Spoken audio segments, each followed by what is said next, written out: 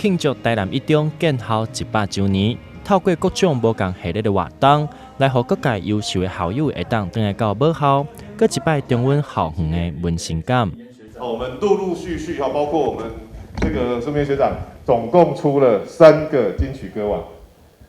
好，大家应该都很熟嘛哈，最熟的就是去年的哈，去年是蛋堡，好跟大家比较接近的，好这个有一首很有名的《地下校歌》，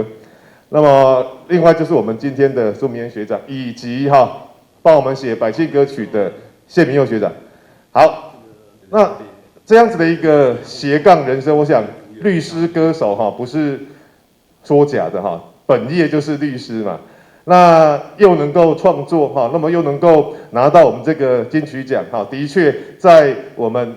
南一中这样100年的历史里面我觉得这个是非常非常重要而且非常有贡献的一环。这摆邀请到金曲歌王苏明远回来到学校，甲大家分享当年对南一中毕业了后，读法律系伊是安怎伫迄个相对表演平台无遐济个时空背景之下，是安怎成为现今咱所熟悉的金曲歌王。就是你在这边生活了3年，看到那些景物呢，这个眼睛一闭上，你还是会很快的就想到好像那些角落的一些回忆那我觉得一中呢，我刚刚走进来我闻到一种很特别的味道第一个味道就是聪明的味道一中的孩子太聪明就是一中的孩子聪明，但是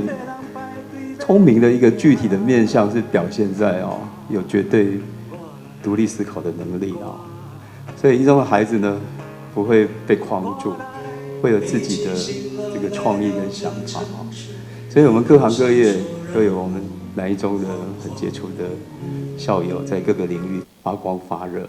伫现场听到伊好听的歌声，就亲像会当回到当时写歌时阵的情景，透过轻柔的音乐佮有歌声，互大家做伙平静来回忆过去到现在一路的历程。